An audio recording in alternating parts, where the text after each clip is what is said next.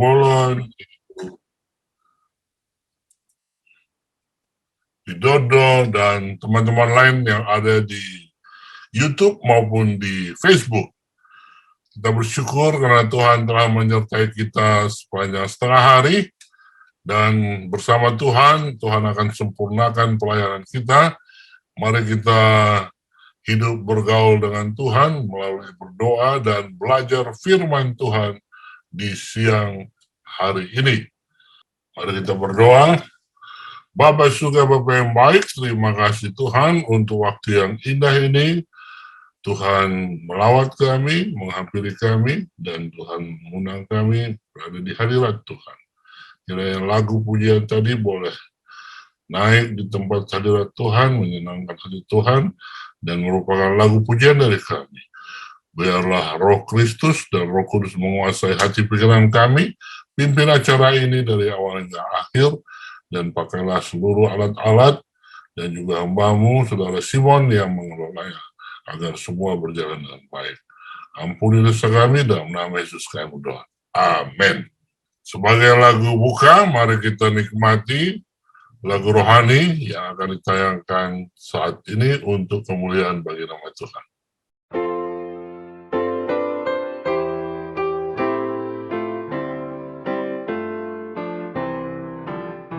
Dalam dunia banyak amat pencobaan kita, kekuatan kita tak dapat binasakan dosa, tapi juru selamat kita besarlah kuasa-Nya.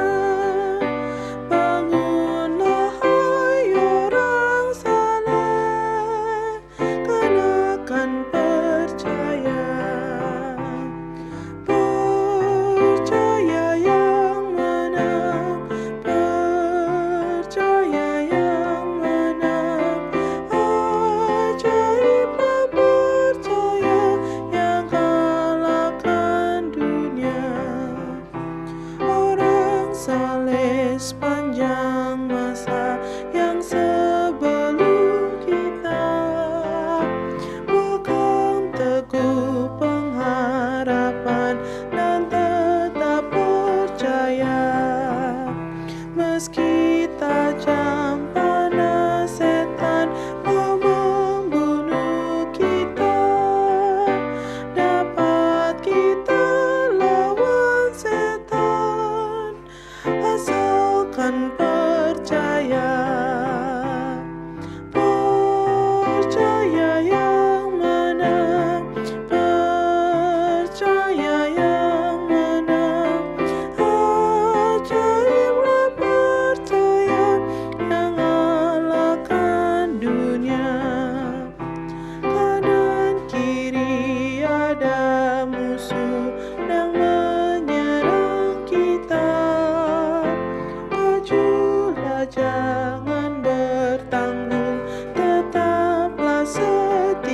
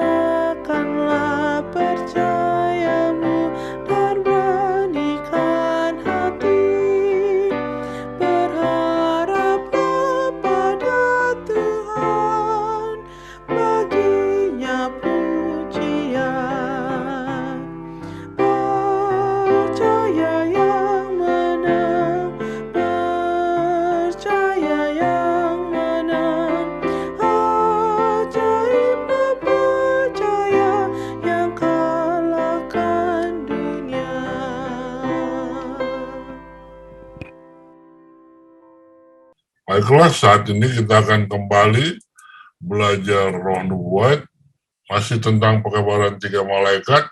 Semakin sering kita bicarakan, semakin ngelotok, ya.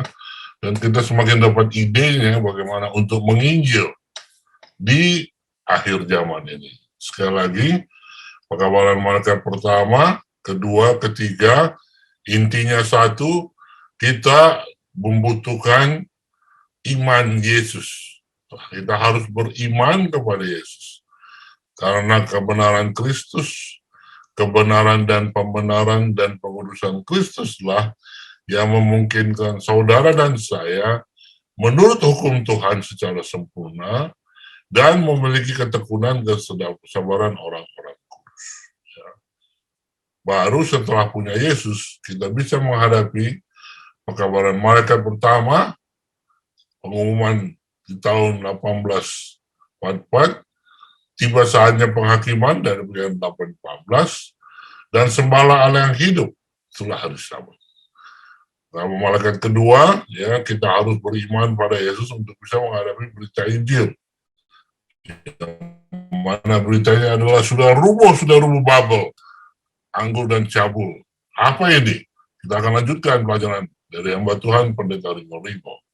Ya, dari kemarin sudah kita belajar ada Babel, ya, dan nanti akan dilanjutkan.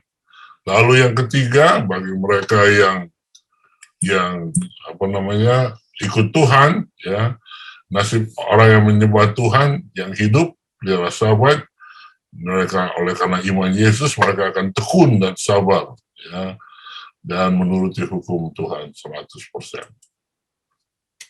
Nah, saudaraku, bicara tentang fokus kepada Yesus, kebenaran Yesus, ya, jangan tergoda dengan usaha setan atau, ya, ajaran setan, ajaran dunia yang fokus kepada diri, ya, fokus kepada diri dan fokus kepada manusia, ya, yang mana orang-orang akan bilang, bagaimana mungkin saya bisa ketemu Tuhan kalau saya masih bermasalah dengan sesama manusia? Ini adalah jerat-jerat setan, ya, yang membuat saudara dan saya melihat diri dan menilai diri tidak mampu, akhirnya enggan bertemu dengan Tuhan. Salah. Pekabaran 3 malaikat di akhir zaman adalah fokus kepada Tuhan, bukan fokus kepada manusia, apalagi kepada kesalahannya. Ya. Kita lihat dari tulisan ini, ya, yang menyebabkan perpecahan dan perselisihan di dalam keluarga dan di dalam jemaat ialah pemisahan diri dari Kristus. Datang menghampiri Kristus berarti datang mendekatkan diri kepada satu sama lain. Rahasia persatuan yang benar di dalam jemaat dan di dalam keluarga bukanlah cara diplomasi, bukan usaha manusia yang gaib untuk mengalahkan segala kesukaran. Mungkin banyak daripadanya yang akan berjasa, tetapi yang terutama ialah persatuan dengan Kristus. Jadi kita sering kan terhalang menginjil, terhalang datang ke Tuhan oleh karena masih ada masalah dalam keluarga, ada masalah dengan teman dan sebagainya. Ya. Saudara jangan fokus kepada masalah. Ya. Bila mana saudara fokus kepada Yesus, Yesus katakan, bila mana namaku diangkat tinggi, aku akan menarik semua orang datang padaku. Artinya, saudara dan musuh saudara akan datang kepada Yesus, kita jadi dekat, saling memaafkan satu sama lain. Jadi jangan tunggu, ya, urusan kita beres baru bertemu dengan Tuhan. Terbalik, kalau urusan tidak beres itu artinya Yesus belum ada di hati kita. Segera lari ke Yesus. Semua pihak lari kepada Yesus. Maka persoalan akan teratasi. Gambarlah sebuah lingkaran besar. Dari pinggirnya banyak garis. Dan semua garis itu menuju ke tengah. Semakin dekat garis-garis itu mendekati pusatnya, semakin dekatlah semuanya kepada satu sama lain. Demikianlah halnya dalam kehidupan Kristus. Makin dekat kita datang kepada Kristus, semakin dekatlah kita kepada satu sama lain. Allah dimuliakan kalau umatnya bersatu dalam tindakan yang rukun. Jadi ingat, Pekabaran 3 malaikat mengajak kita untuk menghadapi ya cobaan di akhir zaman. Satu-satunya adalah mengangkat tinggi nama Yesus.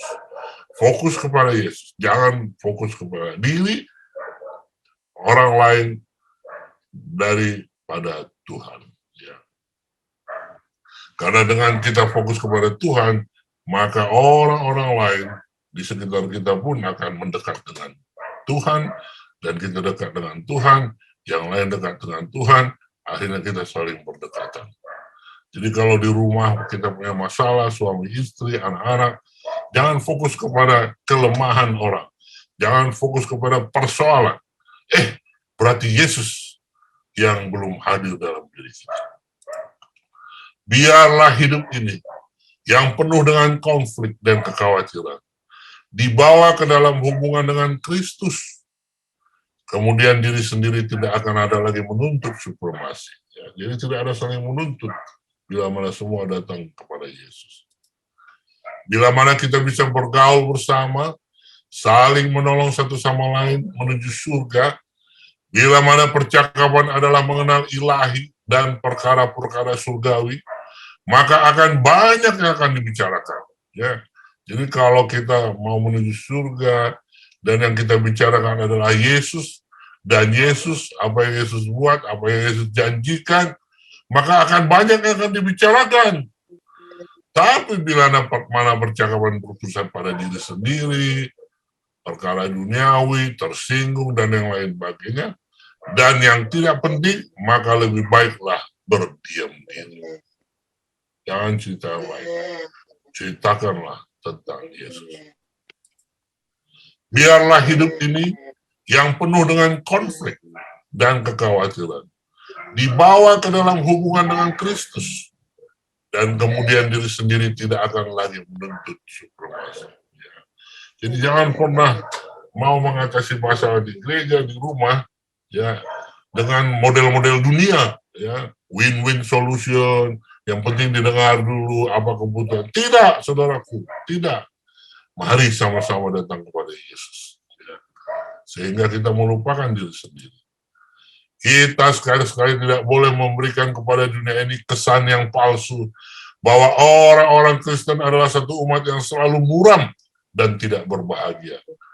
Jikalau mata kita ditujukan selalu kepada Yesus, maka kita pun akan melihat penebus yang berbelas kasihan, dan akan memperoleh terang dari wajahnya. Di mana saja rohnya berkerajaan, di sana ada damai. Dan ada kegirangan juga. Kenapa? Karena ada pengharapan yang tenang dan suci pada Allah. Jadi pekabaran 3 malaikat, mari kita beriman kepada Yesus, semua pandang kepada Yesus. Jangan lihat diri atau lihat orang lain. Untuk masuk surga, seseorang harus memiliki Kristus yang dibentuk di dalam, yang adalah pengharapan kemuliaan, dan membawa surga bersamanya. Hanya Tuhan Yesus yang dapat membentuk dan mengubah karakter. Ya. Jadi kalau kita di akhir zaman ini sudah tidak saatnya lagi seperti waktu zaman Yesus, orang Farisi melihat kebaikan diri membandingkan orang lain, atau melihat kekurangan orang lain, ya, bandingkan dengan firman Tuhan. Stop. Hanya Yesus kita lihat, dan Yesus mengubah saya dan akan mengubah orang lain. Ya. Kristus sajalah yang berkuasa untuk membersihkan hati. Ya. Hati ini selalu gelisah, benci, tidak mau memaafkan, tersinggung, dan lain sebagainya. Siapa yang bisa perbaiki hati? Hanya Kristus saja yang berkuasa. Kita tidak dapat dengan sendiri yang mengusir kerumunan jahat yang telah menguasai hati. Hanya Kristus yang dapat membersihkan bait suci jiwa. Tetapi dia tidak akan memaksa maksud. Dia datang ke dalam hati, tidak seperti datang ke Ka'bah yang lama. Tetapi dia berkata, lihat, aku berdiri di muka pintu dan mengetok. Jikalau ada orang yang mendengar suaraku dan membukakan pintu, aku akan masuk mendapatkannya. Saudaraku, kehadiran Yesus akan membersihkan dan menguruskan jiwa. Sehingga itu bisa menjadi bait yang kudus bagi Tuhan dan tempat kediaman Allah di dalam roh. Jadi saudaraku, fokus kepada Yesus. Ya. Jangan fokus kepada unek-unek di hati. Dan hanya Yesus yang bisa memperbaiki hati. Tapi bagaimana caranya? Dia selalu ada di depan pintu hati kita. Dia mengetuk. Saudara dan saya buka, undanglah dia untuk tinggal di dalam hati kita. Ya. Sekali lagi, ya, pekabaran 3 malaikat adalah pekabaran yang mengajak saudara dan saya untuk apa? Untuk berpusat kepada Yesus. Nah, kita mau sambung pelajaran Bible, ya. Bible berpusat kepada manusia. Sementara pekabaran 3 malaikat, kita harus berpusat kepada Yesus, kebenaran Yesus. Ya. Kemarin pendeta Ringo sudah ajarkan Bible itu berpusat pada manusia. Neo Bible, ada Bible rohani. Ibu dari wanita pelacur ayat 17. Memabukkan bangsa dunia dengan anggur percabulannya. Babel adalah kekuatan yang memadukan kekuasaan agama dengan sipil dan duduk di atas banyak air. Air maksudnya bangsa-bangsa. Ya. Kita sudah dipelajari juga, diajari sama pendeta Ringo. Ada Babel Nimrod, ya. Ada Babel Nebukadnezar, dan Babel di zaman akhir, buku Wahyu. Apa itu? Simbol perlawanan terakhir dunia kepada Tuhan. Babel ini gambaran gereja murtad dan menjadi simbol dari perempuan pelajar di Wahyu 17. Pekabaran malaikat pertama sampai 3 mengundang saudara dan saya untuk keluar dari Babel. Ya, keluar dari Babel. Untuk itu mari kita lanjutkan presentasi beliau. Jadi saudara-saudara, ketika Babel dinyatakan jatuh, Babel induk gereja itu sudah menjadi gereja murtad, dan di dalamnya ada orang yang masih tulus menyembah Allah dengan pengetahuan yang ada pada mereka. Dan itu yang disebut dengan mereka adalah orang-orang yang harus dipanggil keluar dari dalam. Makanya Tuhan datang di dalam Wahyu pasal 14 ayat 6 sampai ayat 12 memperkenalkan suatu misi, suatu pekabaran. Di dalam mengundang manusia untuk taat akan Allah dan memuliakan Allah, serta kemudian mengingat dan menanamkan dalam pikiran bahwa surga sedang menghakimi dunia. Dalam arti surga sedang memperhatikan apa yang terjadi. Dan karena itulah maka melalui 3 hal di atas Allah mengajak kita melalui malaikatnya, melalui kebenaran yang disampaikan oleh para malaikat-malaikat. Kata malaikat di sini adalah juru kabar, sudah. Bukan malaikat penghuni surga yang kita pikir ini terbang di langit sana. Bukan. Ini adalah juru kabar surga. Siapa juru kabar surga itu? Itu adalah saudara yang akan dilibatkan untuk menjalankan misi. Apa yang disampaikan? Mari kita kembali kepada Tuhan yang benar terhadap Allah yang surga, yang telah memberikan langit, bumi, laut, dan segala air, yang telah menebus manusia dari kematian karena dosa melalui kematian anaknya Yesus Kristus. Dan kemudian kenapa kamu kembali kepada Allah? Wahyu pasal 14 ayat mengatakan bahwa itu sudah rubuh, itu sudah tidak berkenan kepada itu tidak lagi menjadi tempat di mana kebenaran Allah dititipkan dalam. Sekarang kebenaran itu ada pada setiap orang yang mau beriman dan mau menjadi bagian daripada rencana Allah untuk menjadi misionaris bagi siapa? Bagi Allah, untuk dunia yang akan berakhir. Dan itulah Wahyu pasal 14 ayat 6 sampai 12 ini yang kita sebut dengan pekabaran 3 malaikat juga adalah pekabaran juga memberikan warning. Apa itu? Setiap orang yang tidak tahu, tidak mau menyembah Allah, berminat menyembah kepada siapa? Binatang, patungnya, hidangan namanya, menerimanya, dan yang tangan, mereka mengalahkan kehidupan kepada mereka. Dan kemudian mereka akan ditimpa muka Allah yang luar biasa. Nah, saudara yang kasih Tuhan, kenapa ini bisa terjadi? Jangan lupa bahwa Yesus adalah penebus kita. Kita akan lanjutkan sedikit lagi. Besok akan kita lanjutkan apa yang dipresentasikan oleh Ringo mengenai doa. Kita akan berdoa. Jangan lupa tuliskan hal-hal yang perlu doakan. Bacaan tulisan ronde buat kita dari buku tulisannya Nyonya White, pasal 11, doa yang dijawab. Ketika Anda memiliki hak istimewa untuk bertemu dengan saudara-saudara Anda di gereja, beritahu mereka tentang perlunya tetap membuka saluran komunikasi antara Tuhan dan jiwa. Katakan kepada mereka bahwa jika mereka mau menemukan hati dan suara untuk berdoa, Tuhan akan menemukan jawaban atas doa-doa mereka. Beritahu mereka untuk tidak mengabaikan kewajiban agama mereka. Ajak saudara-saudara untuk berdoa. Kita harus mencari agar kita menemukan. Kita harus bertanya agar kita menerima. Kita harus mengetuk jika kita ingin pintu dibukakan bagi kita. Ya. Jadi doa dijawab apabila kita mencari dan meminta. Itu adalah hak istimewa kita. Berkat Tuhan akan datang sebagai hasil dari iman yang rendah hati. Dengan doa. Doa dijawab. Ya. Hubungan yang erat dengan surga akan memberikan nada yang tepat untuk kesetiaan Anda dan akan menjadi dasar kesuksesan Anda. Perasaan ketergantungan Anda akan mendorong Anda untuk berdoa dan rasa kewajiban Anda memanggil Anda untuk berusaha. Doa dan usaha. Usaha dan doa akan menjadi urusan hidup Anda. Anda harus berdoa seolah-olah efisiensi dan pujian adalah milik Tuhan. Dan bekerja seolah-olah tugas adalah milik Anda sendiri. Jika Anda menginginkan kekuatan, Anda mungkin memiliki. Itu menunggu draft Anda di atasnya. Hanya percaya pada Tuhan. Pegang dia pada firman-Nya, bertindak dengan iman, dan berkat akan datang.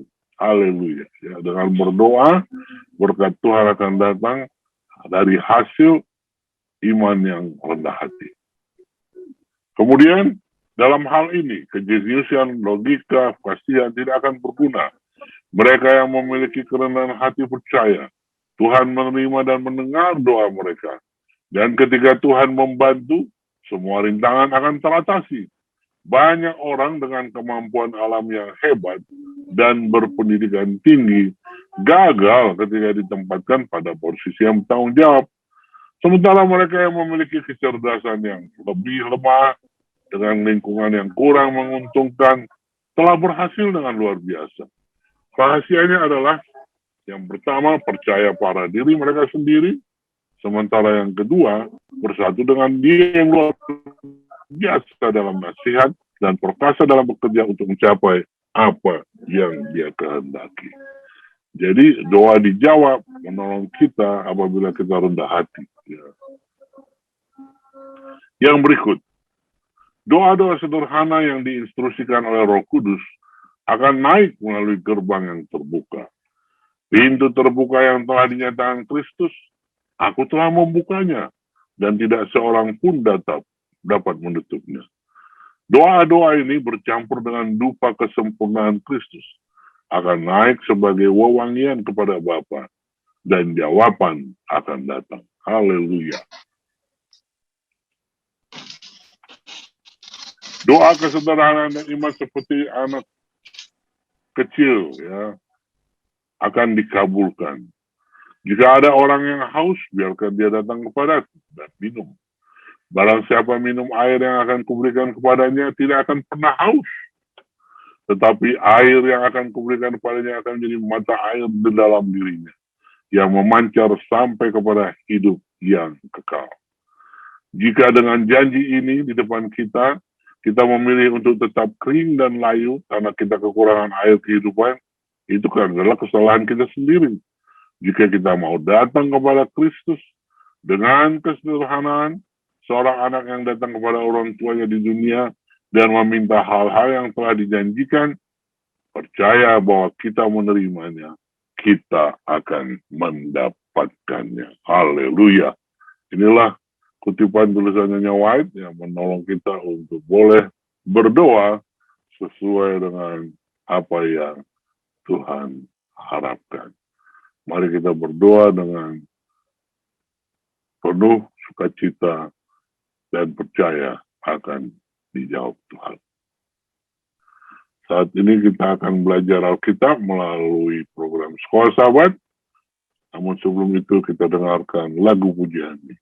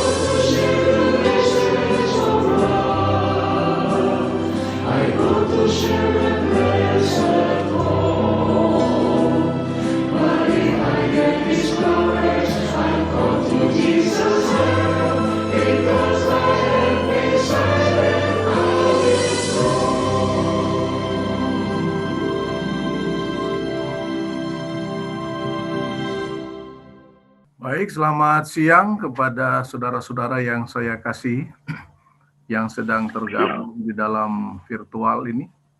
Terima kasih juga kepada hamba Tuhan, Pendeta Dr. Samuel Simorangkir, sebagai komunikasi conference yang telah memberikan kesempatan kepada kami untuk membagikan sedikit firman Tuhan melalui pelajaran sekolah Sabat pada bagian hari Selasa.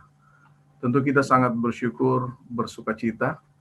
Bagi saudara-saudari yang mungkin belum kenal saya, perkenalkan, salam kenal. Saya Pendeta Nixon Muniaga saat ini sedang melayani di Jemaat Warakas Tanjung Priuk, Konferensi EG Jakarta, dan tepatnya berada di wilayah 8. Tentu kita sangat bersyukur, berterima kasih. 15 menit ke depan ini saya akan coba membagikan pelajaran di hari Selasa tanggal 15 dengan judul sepanjang satu pekan, yaitu Perjanjian Iman. Dan subtema pada hari ini adalah Iman Abraham bagian pertama. Saudara-saudara yang saya kasihi, bapak-bapak, ibu-ibu yang ada di rumah, tentu kita sangat bersyukur, bersukacita oleh karena kita telah mengenal siapa Yesus Kristus. Walaupun kita tidak pernah melihat secara nyata, tetapi kita bisa merasakan bagaimana kasih-Nya di dalam kehidupan kita. Kalau saya bertanya kepada saudara-saudaraku sekalian, pernahkah saudara berjanji? Tentu masing-masing kita akan menjawab, ya, saya pernah berjanji. Pernahkah Anda tidak menepati janjinya? Bisa saja kita berkata, tidak pernah. Bisa saja juga kita berani berkata, iya, saya pernah tidak menepati janji.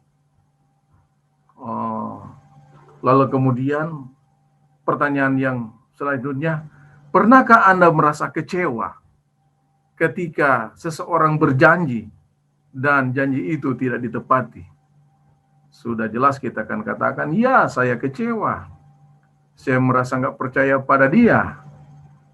Dan ada rasa kesal, rasa marah.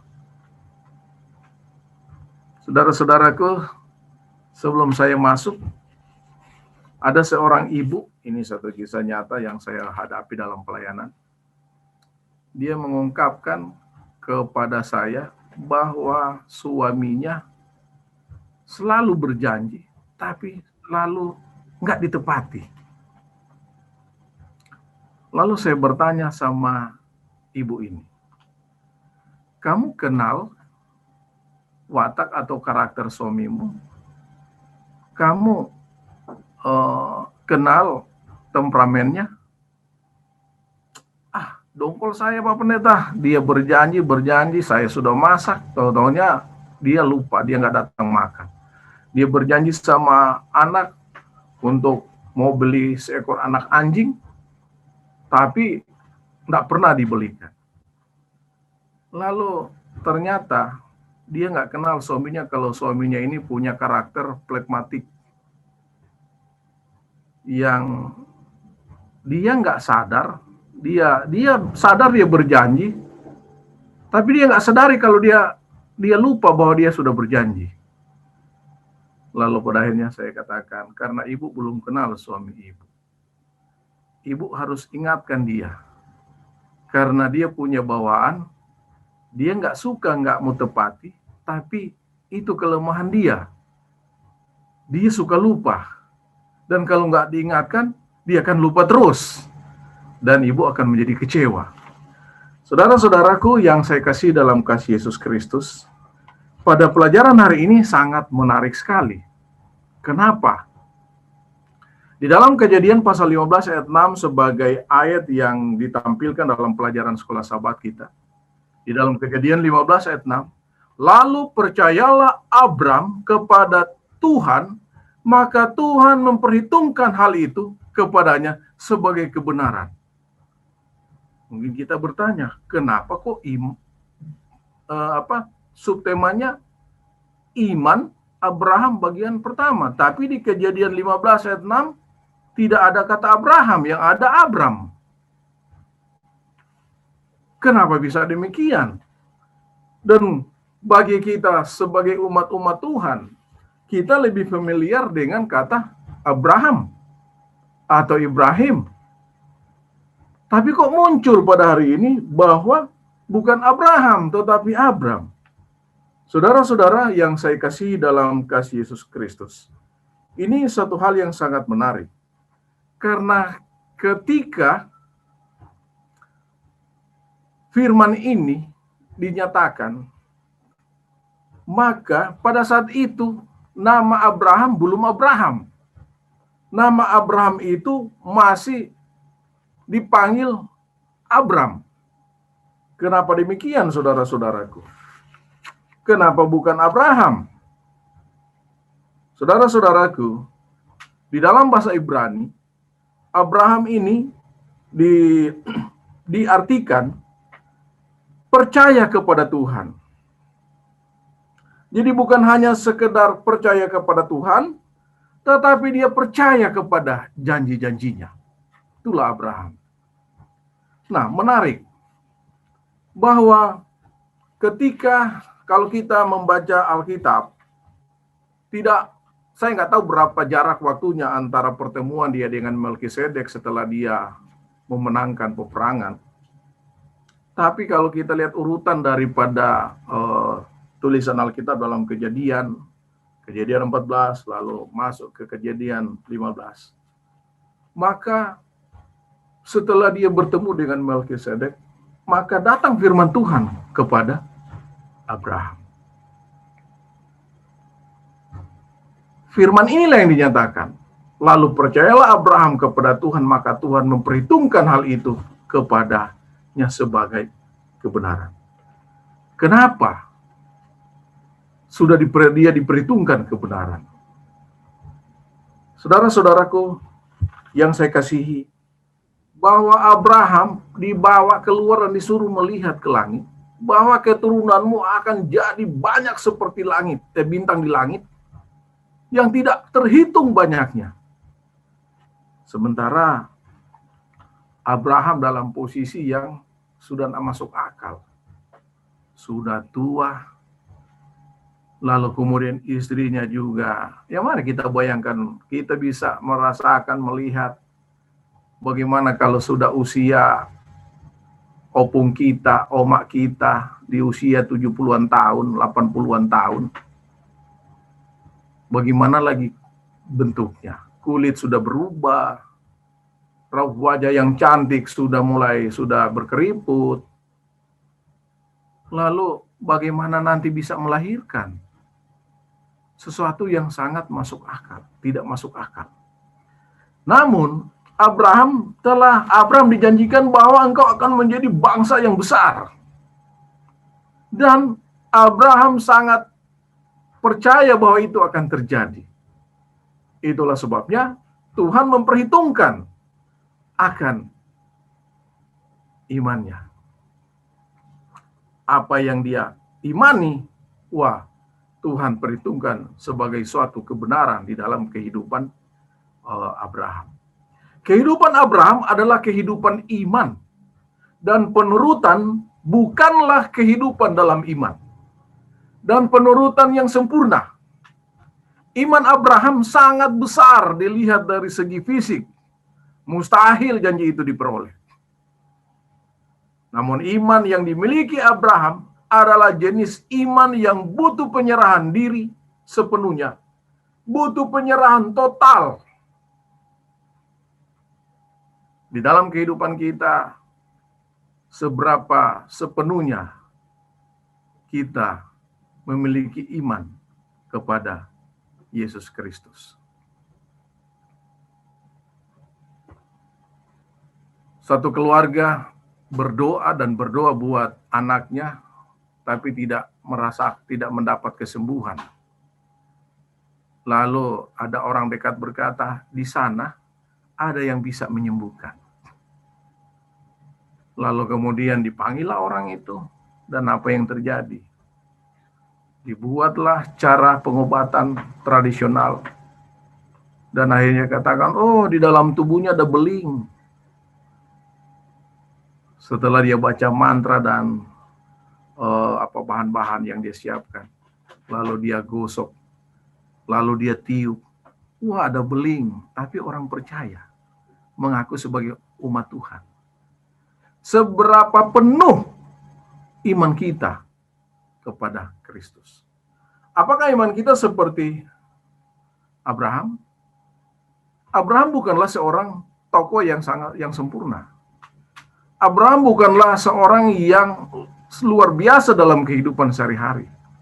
Tetapi Abraham juga punya kelemahan, punya kekurangan. Akan tetapi imannya, penurutannya, itulah yang membuat dia layak kepada Tuhan. Lalu dengan apa kita menerima janji berkat? Di bagian penghujung daripada pelajaran yang saya akan bagikan, di dalam Roma 4 ayat 16 dikatakan, karena itulah kebenaran berdasarkan iman, supaya merupakan kasih karunia, sehingga janji itu berlaku bagi semua keturunan Abraham, bukan hanya bagi mereka yang hidup dari hukum Taurat, tetapi juga bagi mereka yang hidup dari iman Abraham. Sebab Abraham adalah bapa kita semua. Apakah masih ada iman sebagaimana yang dihadapi oleh Abraham? Saya percaya masih banyak. Hanya tidak banyak orang tahu. Mungkin dalam kehidupan keluarga kita.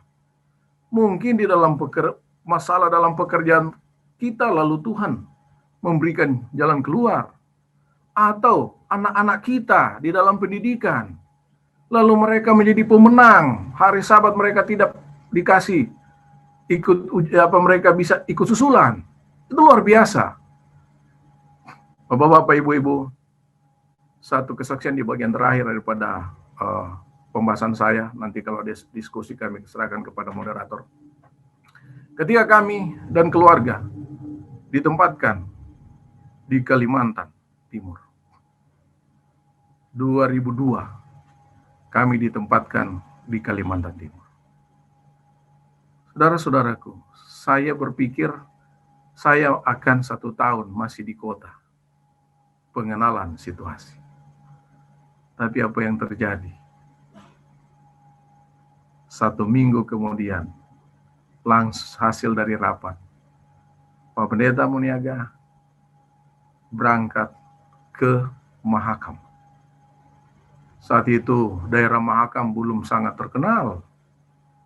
Batu bara baru mulai, perusahaan 1-2 yang lain sedang merintis. Dikatakan, pendeta hanya 1 tahun. Oke, siap kami berangkat. Saudaraku, jaringan telekomunikasi susah. Bertelepon saat itu harus cari gunung yang tertinggi untuk mencari sinyal. 1 tahun berlalu, nggak ada juga SK pindah. 2 tahun berlalu, nggak ada juga tanda-tanda pindah. 3 tahun berlalu, nggak ada juga tanda-tanda pindah.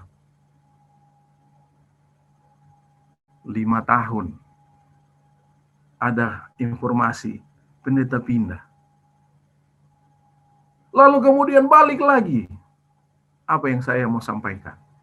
Ketika kita menyerahkan sepenuhnya hidup kita kepada Tuhan, kita mengimani dan melakukan apa kehendaknya, kita nggak usah khawatir, kita nggak usah merasa ragu-ragu, karena Tuhan akan menjawab janji-janjinya. Pengalaman ini, pengalaman yang pernah dirasakan oleh Abraham, bisa kita rasakan, bisa saudara saya rasakan. Mungkin kita tidak perlu melahirkan di usia yang sudah tua. Tetapi melalui berkat-berkat yang lain, janji Tuhan, Dia akan tepati. Asalkan kita mau mengimani, memiliki iman yang teguh, sepenuhnya, total, tidak kurang. Intens selama 7 kali 24 jam. Saya perlu juga menyaksikan bagaimana pernyataan Tuhan di dalam situasi pandemi COVID-19. Oh ya. Saudara-saudaraku, 2020 bulan Februari, saya melayani di Jemaat Warakas. Baru masuk, COVID sudah datang. Semua sepertinya jadi seperti suasana yang tidak bisa buat apa-apa. Tapi saya berdoa, Tuhan, jika Tuhan perkenankan, berikanlah kami Jemaat Warakas jiwa-jiwa yang kami mau persembahkan kepada Tuhan. Saudara-saudaraku, tua-tua jemaat merasa ragu, saya katakan mari kita serahkan kepada Tuhan. Mari kita buat KPA. Saudara-saudara tahu, KPA-nya bukan online. KPA-nya offline.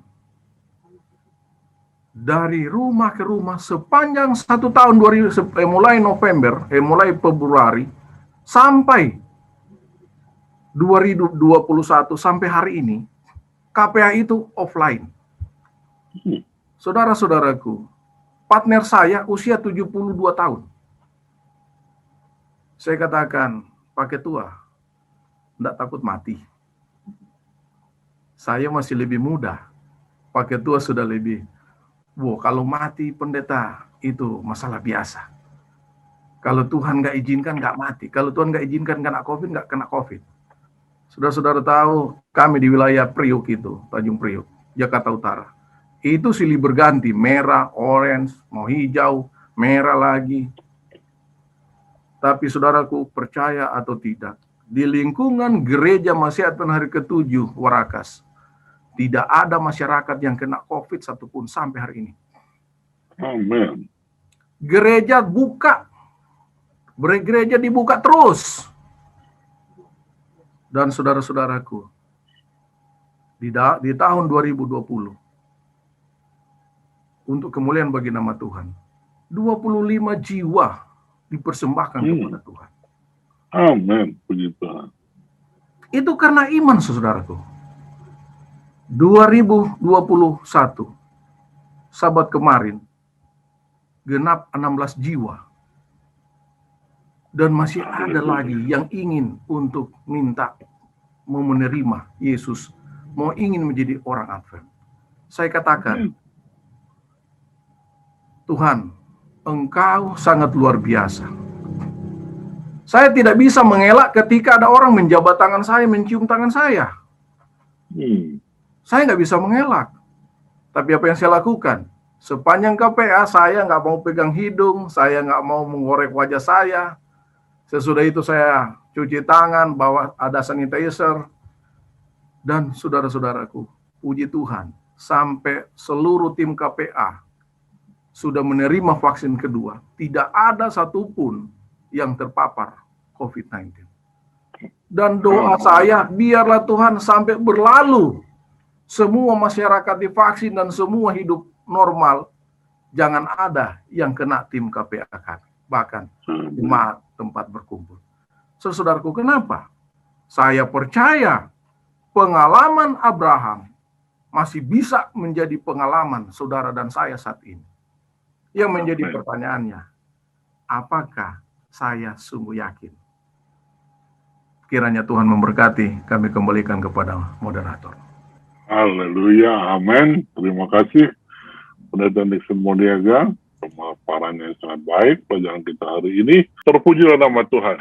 Saya melihat Roh Kristus dan Roh Kudus hadir di dalam pertemuan kita ini. Nanti doa tutup akan disampaikan oleh Pendeta Nixon Modiaga. Kita dengarkan lagu penutup ini.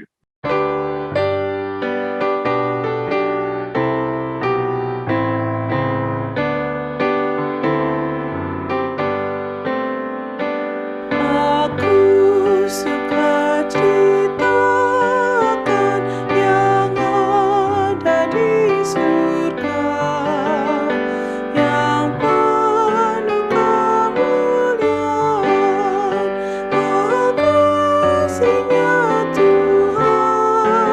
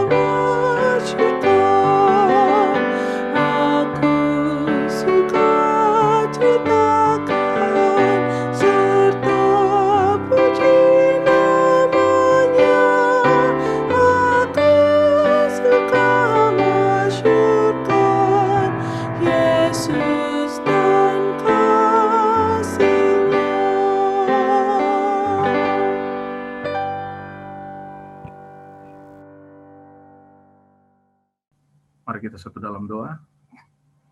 Ya Bapa yang ada dalam takhta kerajaan surga, sungguh hati kami sangat bersuka cita pada siang hari ini, oleh karena kami boleh mempelajari kebenaran firman Tuhan, bagaimana pengalaman Abraham ya Tuhan.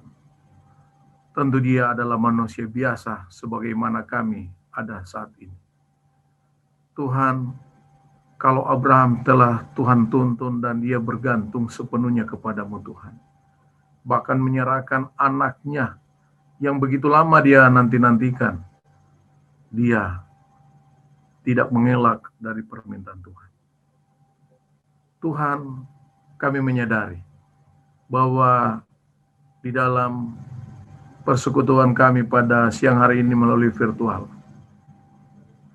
mungkin ada di antara saudara-saudari kami yang sedang menghadapi beban pergumulan yang itu sangat berat. Namun ya Tuhan, kami sangat bersyukur, berterima kasih karena melalui pernyataan kesaksian apa yang sudah disampaikan telah membuktikan bahwa kebergantungan kepada Tuhan itulah yang membuat saudara-saudari kami kuat. Ya Bapa di surga, jika di antara kami ada yang sedang bergumul ya Tuhan, Tuhan hadirlah di tengah setiap saudara-saudari kami pribadi lepas pribadi atau secara keluarga. Agar ya Tuhan, sebagaimana pengalaman Abraham, sebagaimana pengalaman anggota-anggota yang lain yang ikut pada acara virtual ini, ia menjadi satu pengalaman yang indah. Bahwa ketika Tuhan mengizinkan itu untuk kami lalui, Tuhan tidak akan tinggalkan kami. Dan apa yang kami hadapi, itu kami sanggup pikul. Namun seringkali iman kami goyah dan kami jatuh. Saudara-saudara yang kami kasihi, arahkanlah hatimu hanya kepada Tuhan.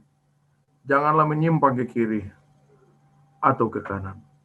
Maka janji Tuhan, damai sejahtera Allah yang melampaui segala akal, akan memelihara hati dan pikiranmu dalam Kristus Yesus di siang hari ini, sampai Maranatha Tuhan datang. Amin.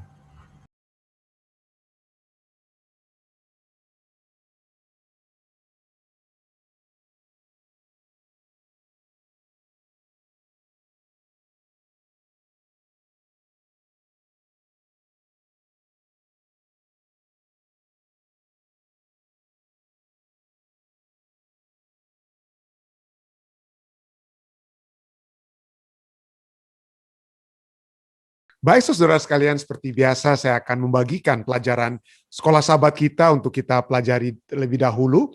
Dan pada saat ini ya, kita akan membahas pada pelajaran hari Senin perjanjian dan korban. Perjanjian, jadi pada saat Allah memberikan covenant-nya tersebut, ada juga sacrifice.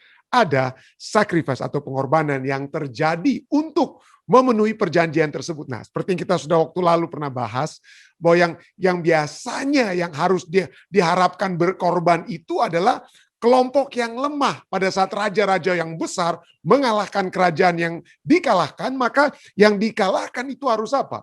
Harus membawakan menjadi korban, artinya memberikan upeti kepada raja yang menang dan lain sebagainya. Tetapi beda dengan Allah kita. Dia yang memberikan perjanjian, dia yang memberikan janji, dia akan menjamin bahkan perjanjian tersebut, bahkan dia sendiri yang berkorban. Waktu lalu saya pernah membahas bagaimana berdasarkan kejadian Fatsal 15, Allah sendiri yang yang akan memenuhi perjanjian tersebut, dan setelah potongan hewan itu dibagi dua, Allah sendiri yang berjalan di tengah-tengah potongan hewan, yang menandakan Allah yang akan memastikan dan Allah yang akan jadi korban kalau sampai kepastiannya itu kalau sampai perjanjiannya itu tidak ditepati. Jadi pada saat ini, Senin tanggal 14 Juni, kita akan membahas tentang perjanjian dan korban. Dimulaikan dengan ayat dari 1 Petrus 1 ayat 18 dan 19. Sana dikatakan pelajaran sahabat kita, sebab kamu tahu bahwa kamu telah ditebus dari cara hidupmu yang sia-sia, yang kamu warisi dari nenek moyangmu, itu bukan dengan barang yang fana. Jadi kita ditebus pertama kali dengan apa? Kehidupan kita yang sia-sia bukan dengan barang yang fana, bukan pula dengan perak atau emas, melainkan dengan darah yang mahal, yaitu darah Kristus yang sama seperti darah anak domba yang tidak bernoda, tak bernoda, dan tak bercacat. Apakah yang Petrus maksudkan di sini ketika ia mengatakan bahwa kita ditebus? Ketika Petrus berbicara tentang kematian pendamaian Kristus di atas kayu salib, ide tebusan atau harga yang dia rujuk itu membawa ke dalam pikiran tentang praktek zaman tersebut atau ya praktek kuno mengenai seorang budak yang dibebaskan dari perbudakannya setelah harga budak tersebut dibayar, yang seringkali ini dilakukan oleh keluarga dari sang budak yang menebus anggota keluarga mereka yang telah menjadi budak. Sebaliknya, Kristus menebus kita dari perbudakan dosa yang akibat utamanya ialah yaitu apa? Kematian. Tetapi dia melakukannya dengan darahnya yang berharga. Kematian penggantiannya dengan sukarela di atas Kalvari, di atas kayu salib. Lagi pula, ini adalah dasar dari perjanjian itu. Tanpa Yesus, perjanjian itu batal, tidak berlaku lagi. Karena Allah tidak dapat memenuhi tanggung jawabnya dalam kesepakatan itu, yaitu memberikan kehidupan kekal kepada semua yang percaya. Jadi satu-satunya cara bagi Allah agar dapat memenuhi perjanjian yaitu kehidupan kekal, itu bukan yang kita lakukan. Kita tidak dapat lakukan apa-apa. Kita sangat berdosa. Hanya Allah. Dan pada saat itu yang dilakukan adalah mengirimkan anaknya yang tunggal. Ya, supaya melalui darah anaknya, saudara dan saya dapat memenuhi keadilan Allah. Oleh sebab dosa menuntut maut, dan maut itu sudah diambil oleh anak Allah. Bacalah ayat-ayat berikut ini. Ya. Dan pekabaran apakah yang sama dari ayat-ayat ini? Pertama, Roma 6 ayat 23 katakan, sebab upah dosa ialah maut, tetapi karunia Allah ialah hidup yang kekal dalam Kristus Yesus, Tuhan kita. 1 Yohanes 5 ayat 11 sampai 13 juga memiliki satu kata yang seperti tertulis dalam Roma 6 ayat 23. Apa itu? Dan inilah kesaksian itu. Allah telah mengaruniakan hidup yang kekal. Jadi kata hidup yang kekal. Ya, itu yang kita lihat kabaran yang sama dari kedua ayat ini. Karunia itu adalah karunia. Kehidupan kekal itu bukan sesuatu hal yang kita beli atau kita hasilkan, tetapi karunia. Ya, Allah telah mengaruniakan hidup yang kekal kepada kita, dan hidup itu ada di dalam anaknya. Semuanya itu kutuliskan kepada kamu, supaya kamu yang percaya kepada anak Allah tahu bahwa kamu memiliki hidup yang kekal. Kita memiliki, pelajaran sahabat kita katakan, kita memiliki janji kehidupan kekal ini. Karena Yesus saja yang dapat, hanya Yesus saja yang dapat memperbaiki pelanggaran. Yang pertama kali menyebabkan kita kehilangan kehidupan kekal. Bagaimana itu terjadi? Karena kebenaran dan nilai kekal pencipta sajalah yang dapat membatalkan utang yang kita miliki karena melanggar hukum. Itulah mengapa begitu lebar kebocoran yang disebabkan oleh dosa. Kita tidak sanggup. Hanya apa? Nilai kekal pencipta sajalah.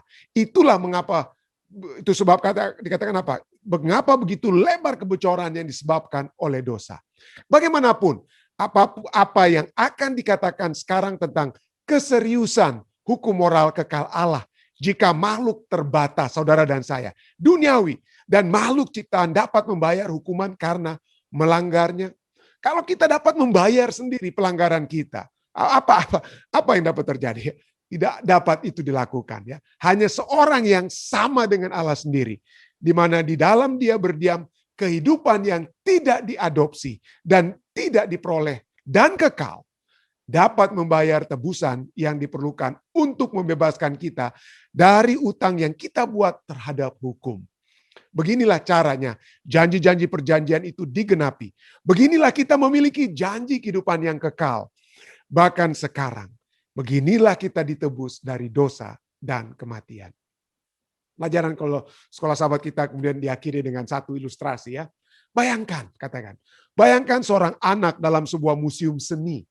melemparkan sebuah balon yang penuh dengan tinta ke atas lukisan Rembrandt. Rembrandt adalah seorang pelukis Belanda yang terbesar, satu yang terbesar di Eropa ya. Dan sepenuhnya menghancurkan lukisan tersebut oleh sebab balon yang penuh tinta tersebut. Lukisan itu berharga jutaan dolar, Orang tua meskipun menjual semua yang mereka miliki, tidak akan dapat membayar hutang tersebut. Dalam pengertian apakah gambaran ini menolong kita, saudara dan saya, mengerti betapa seriusnya kebocoran akibat pelanggaran yang telah kita buat. Betapa kita tidak dapat memperbaikinya. Betapa kita tidak dapat membayarnya. Dan mengapa? Mengapa hanya Tuhan sendiri yang dapat membayar utang itu.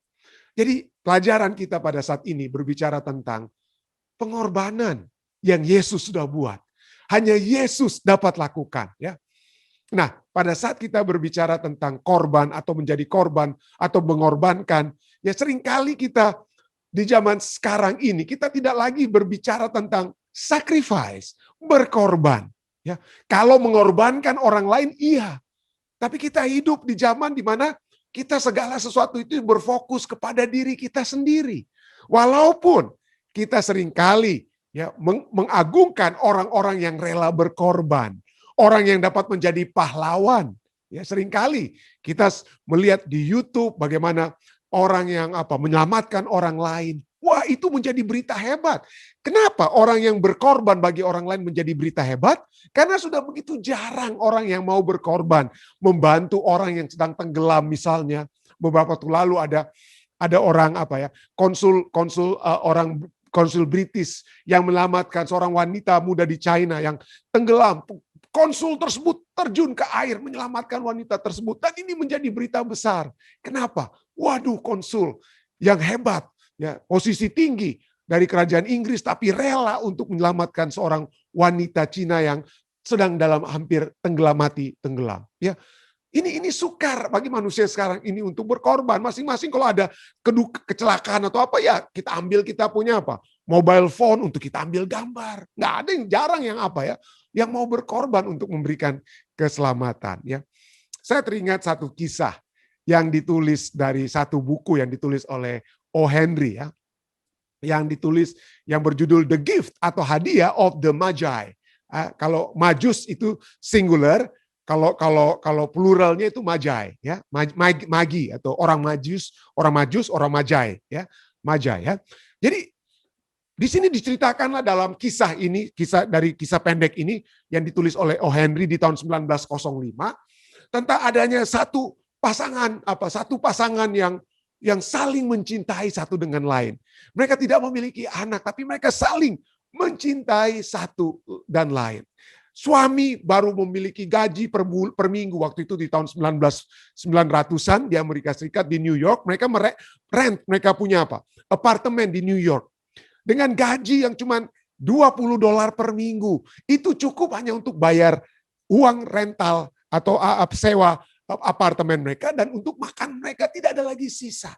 Tidak ada lagi sisa yang mereka miliki. Dan waktu itu dikatakan Christmas sudah akan sudah hampir datang. Dan sang istri yang bernama Della, ia ingin sekali memberikan sesuatu bagi suaminya. Tapi dia tidak punya uang. Della hanya memiliki $1.80. Itulah uang sisa yang dia ingin beli. Nah, yang dia ingin yang dia miliki untuk dia bisa membeli sesuatu. Tapi apalah artinya $1.80? Lalu apa yang Della pikirkan? Nah, Della melihat bahwa suaminya yang bernama Jim memiliki jam tangan peninggalan dari kakek daripada Jim. Tapi jam tangan tersebut tidak ada rantainya, tidak ada talinya. Waduh, jadi Della berpikir, saya harus membeli rantai tali daripada jam tangan Jim, suami saya yang sangat saya cintai. Tapi bagaimana caranya saya dapat memperoleh uang? Ya. Della memiliki rambut panjang yang indah sekali. Dan karena dia ingin membelikan sesuatu bagi suaminya, dia pikir, aduh, saya harus korbankan rambut ini. Jadi pergilah dia kepada seorang wanita yang memang zaman itu suka membeli rambut panjang. Kenapa? Itu untuk dijadikan wig, dan saat itu cukup mahal.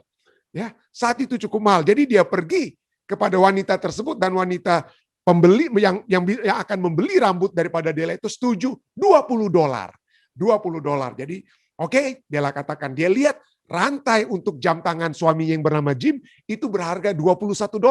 Kalau dia jual rambutnya itu $20 dan dia ada $1.87, maka wah, pas-pas cukup untuk membeli rantai yang akan menjadi yang dapat dipakai oleh suaminya Jim yang memiliki jam emas tersebut. Jadi dia potong rambutnya dan dia menerima $20.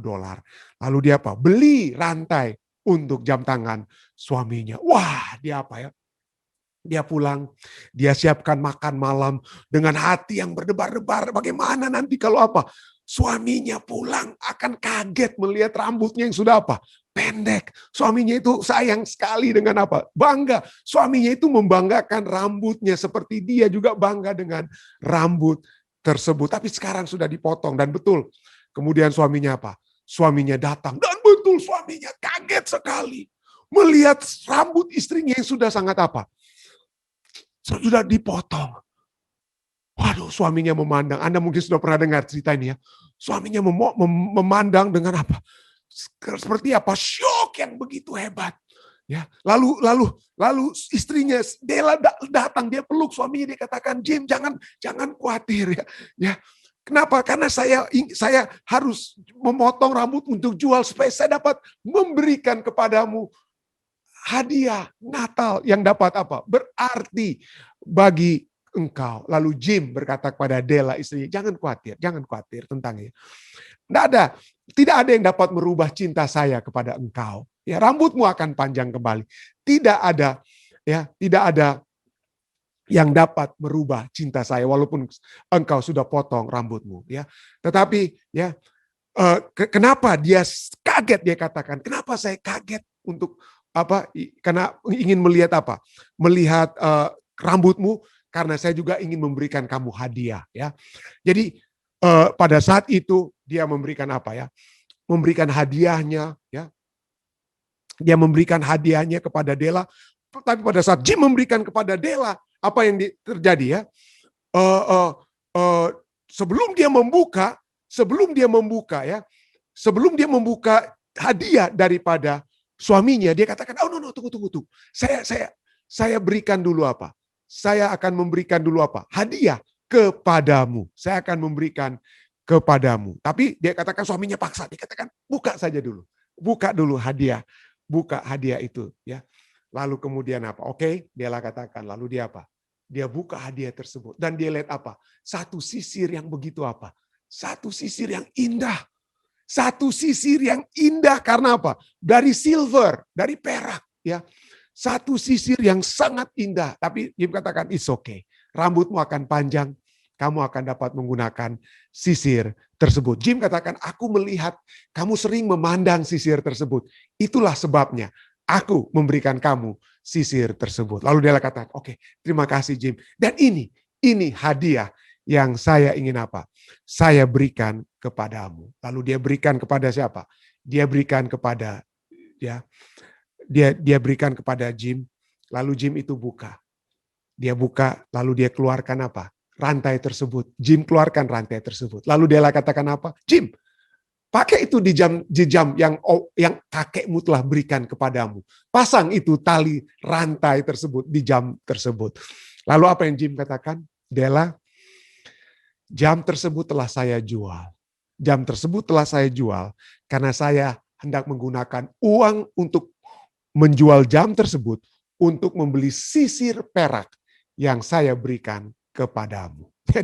Jadi disinilah ya kita lihat masing-masing mengorbankan satu-satunya harga yang berarti atau milik mereka yang paling berarti kepada masing-masing pasangan mereka. Tetapi masing-masing tidak mendapatkannya. Jadi disinilah kemudian penulis buku ini, O. Henry, bertanya, apakah mereka berdua ini orang yang bodoh? Apakah mereka berdua ini adalah orang bodoh? Mereka tidak bodoh. Justru mereka adalah orang-orang yang bijaksana. Kenapa? Karena mereka mengorbankan yang paling berarti kepada sesamanya. Mereka bukan memberikan sesuatu yang sisa-sisa. Seringkali kita mau berkorban, kita mau memberikan sesuatu kepada orang lain itu karena recehan, sisa-sisa yang mungkin dapat kita berikan kepada orang lain. Tetapi seperti Jim dan Della, masing-masing ingin memberikan kepada yang terbaik kepada pasangan mereka. Dan untuk memberikan yang terbaik, mereka harus mengorbankan yang terbaik yang masing-masing mereka miliki. Dan itulah yang Yesus telah berikan kepada kita. Yesus bukan memberikan hartanya atau siapa saja, tapi Yesus memberikan kepada kita darahnya sendiri, nyawanya sendiri bagi kita. Ya, 1 Petrus 2:24 juga katakan, ia sendiri telah memikul dosa kita di dalam tubuhnya di kayu salib, supaya kita yang telah mati terhadap dosa, hidup untuk kebenaran. Oleh bilur-bilurnya kamu telah sembuh. Sebab dahulu kamu sesat seperti domba, tetapi sekarang kamu telah kembali kepada gembala dan pemelihara jiwamu. Ya, Yesus berkorban, Yesus menderita untuk kita. Pertanyaannya, dia sudah lakukan itu bagi kita. Dia sudah berkorban bagi kita seperti Jim, ya, seperti Della yang berkorban pertama kali ya untuk memotong rambutnya. Nah, sekarang apa yang kita lakukan?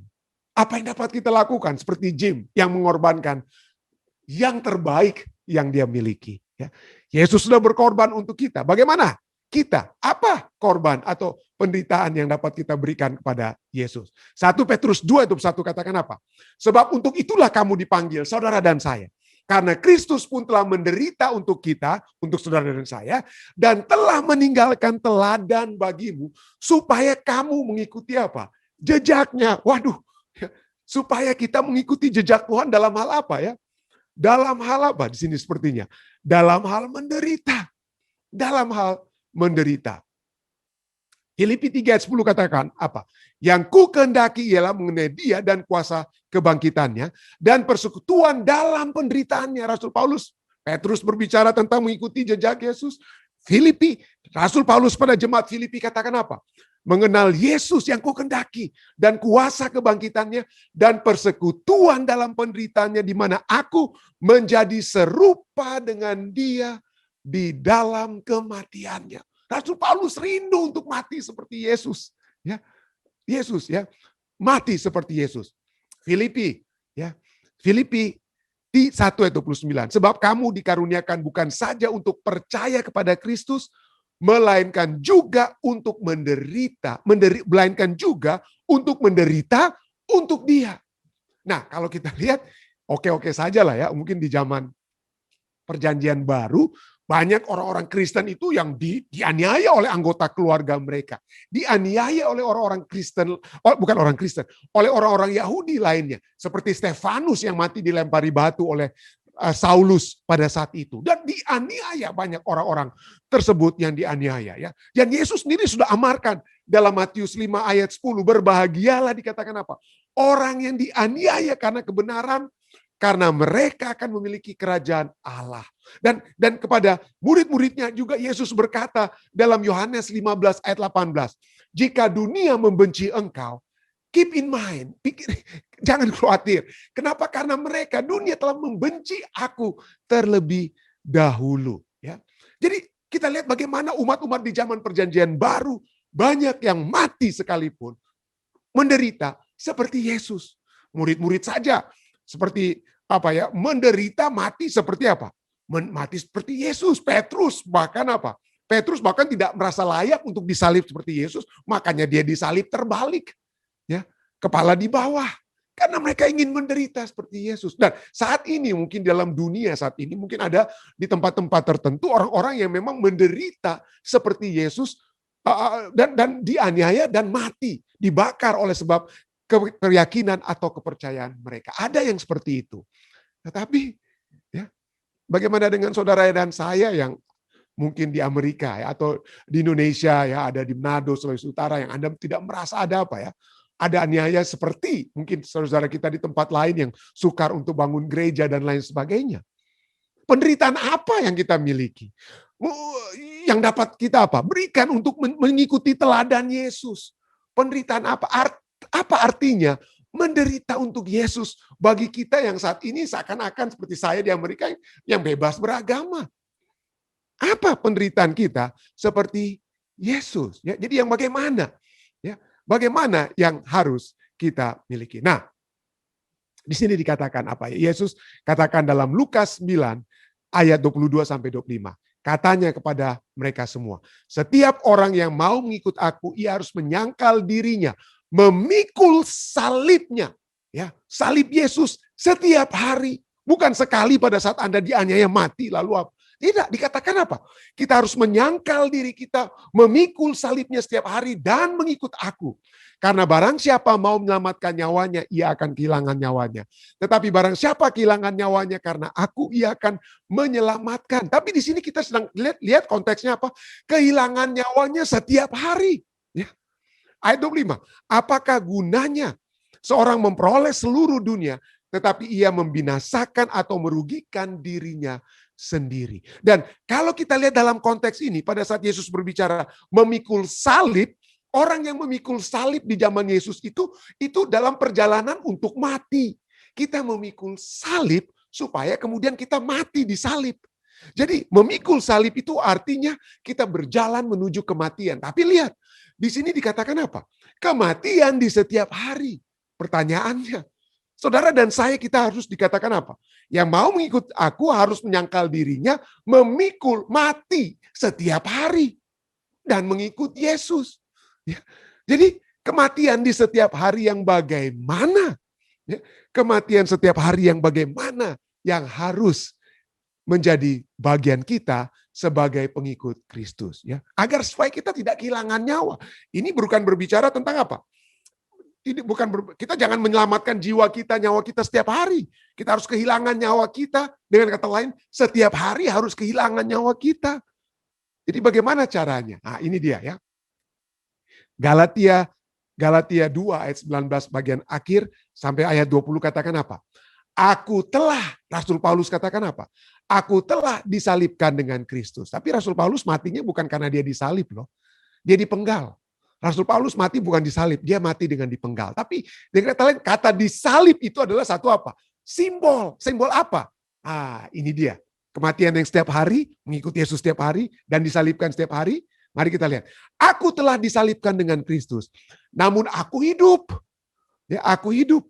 Tetapi bukan lagi aku sendiri yang hidup. Melainkan Kristus yang hidup di dalam aku. Dan hidupku yang kuhidupi sekarang di dalam daging adalah hidup oleh iman dalam Anak Allah yang telah mengasihi aku dan menyerahkan dirinya untuk aku. Jadi disalibkan dengan Kristus, mati dengan Kristus itu adalah apa? Hidup dengan Kristus setiap hari. Hidup dengan Kristus setiap hari. Kita disalibkan dengan Kristus. Kristus hidup dalam kita. Hidup oleh iman artinya setiap hari kita harus mati dari kepentingan diri kita sendiri. Dari kesenangan kita sendiri. Dari goal-goal tujuan keduniawian kita yang harus akan kita capai. Bagus mungkin, tapi hanya untuk sementara. Dan di atas daripada setiap goal, setiap tujuan kehidupan, adakah tujuan untuk bersama dengan Yesus? Itu yang kita utamakan di atas tujuan-tujuan kehidupan kita yang lainnya. Ya, jadi itulah kematian dari kepentingan diri sendiri, dari kesenangan dunia yang sementara, untuk menghidupkan satu kehidupan yang melakukan kehendak Bapa apa? Kehendak Bapa di surga. Betul, kita harus memiliki tujuan-tujuan kehidupan. Betul, kita tidak dilarang untuk berbahagia dalam dunia ini. Tetapi adakah kehidupan kita dalam dunia yang berbahagia itu ya berada di atas daripada kepentingan yang kita ingin hanya untuk capai di dunia ini? Ya, kebahagiaan tersebut pertama-tama adalah kebahagiaan pada saat Allah bersama-sama dengan kita. Apakah kebahagiaan kita yang itu adalah kebahagiaan sesungguhnya yang Tuhan berikan pada saat kita bersatu dengan Tuhan? Pada saat kita menyerahkan diri kita bukan untuk kepentingan diri kita, tetapi untuk kepentingan pekerjaan Tuhan, untuk kepentingan satu kehidupan untuk berjalan bersama-sama dengan Tuhan. Kalau segala sesuatu itu hanya berpusat kepada diri kita, maka diri kita sendiri telah kita puja dan puji. Itu akan kita sembah diri kita tersebut. Allah sudah berfirman, kita tidak dapat menyembah dua ilah, ya. Kita tidak dapat menyembah mamon atau uang dan Allah. Kita harus memilih satu dari keduanya. Dan Rasul Paulus sudah menyatakan apa? Filipi 3 ayat 7-8 Rasul Paulus katakan apa? Tetapi apa yang dahulu merupakan keuntungan bagiku, keuntungan dunia, jabatan dunia yang Rasul Paulus miliki sebagai anggota Sanhedrin, di apa ya, menjadi utusan imam besar dekat dan lain sebagai orang Farisi dan lain sebagainya. Semua keuntungan dahulu itu kuanggap rugi karena Kristus. Malahan segala sesuatu kuanggap rugi karena pengenalan akan Kristus Yesus Tuhanku lebih mulia daripada semuanya. Oleh karena dialah aku telah melepaskan semuanya itu dan menganggapnya sampah. Posisiku waktu lalu sampah, kedudukanku waktu lalu sampah, kekayaanku waktu lalu itu Rasul Paulus katakan apa? Sampah. Ya, aku menganggapnya sampah supaya aku memperoleh Kristus. Dan inilah fokus daripada Rasul Paulus. Dan itulah fokus kita setiap hari ya. Pada saat kita memikirkan firman Tuhan, memikirkan Kristus, pengorbanan Kristus setiap hari. Pada saat kita apa ya? Pada saat kita menghadapi tantangan-tantangan kehidupan itu, kita harus pikirkan what will Jesus do? Apa yang akan Yesus lakukan dalam keadaan ini? Pada saat orang menghina kita, apa kira-kira tanggapan kita terhadap penghinaan orang? Pada saat mungkin kata-kata keras akan keluar untuk menjawab tindakan orang yang kita anggap salah dalam kehidupan kita. Apa kira-kira yang dapat kita fokuskan? Apakah kita fokus pada Yesus atau rasa marah yang kita miliki terhadap orang yang telah melukai kita? Tapi kalau kita fokus kita kepada Yesus, maka kita akan apa? Memiliki, maka kita dikatakan apa? Mati setiap harinya. Kita telah memikul salibnya. Ya, yang walaupun tidak bersalah, tetapi apa? Yang walaupun tidak bersalah, tapi dia apa? Rela untuk melakukan kehendak Bapa. Rela. Bagaimana caranya itu dapat kita lakukan? Seperti Yohanes Pembaptis. Yohanes Pembaptis dapat menyaksikan, inilah anak domba Allah. Dia menyaksikan. Ya. Tapi apa yang terjadi sebelum dia katakan ini adalah lihatlah anak domba Allah? Dia katakan apa ya? Pada keesokan harinya Yohanes melihat Yesus, Yohanes 1:29. Melihat Yesus datang kepadanya dan ia berkata, lihatlah anak domba Allah yang menghapus dosa dunia. Anda tahu, ini dia ajak kepada orang-orang di zamannya. Lihat anak domba Allah. Lihat Yesus. Supaya saudara dan saya. Ayat-ayat selanjutnya Yohanes katakan, dia adalah anak Allah. Aku tidak layak untuk apa? Membaptiskan dia. Yohanes dapat bersaksi seperti itu. Tapi kenapa kita semua dapat apa? Memiliki kekuatan tersebut? Bagaimana caranya kita dapat menjadi seperti Yesus, berkorban, mati di setiap hari untuk Yesus? Itu hanya dapat terjadi kalau kita mengikuti anjuran yang Yohanes katakan di sini. Lihatlah anak domba Allah. Pada saat saudara dan saya merenungkan apa yang Yesus lakukan di setiap hari, melihat segala sesuatu, pengalaman, perkataan, tindakan, teladan Yesus setiap hari. Gantinya kita melihat televisi, gantinya kita meluangkan banyak waktu untuk melihat Facebook, status online orang-orang dan lain sebagainya. Gantinya kita melihat kehidupan orang lain. Pertama-tama lihatlah apa. Saya tidak katakan jangan lagi lihat-lihat status orang lain ya.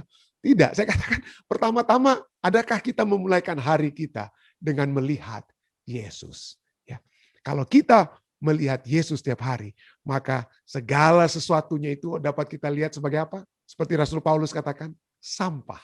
Segala sesuatu itu dapat kita katakan sampah adanya. Itulah sebabnya saya katakan, saya mengajak kita semua seperti Yohanes mengajak kita, lihatlah Yesus. Saya bawa ini dalam nama Yesus. Amin.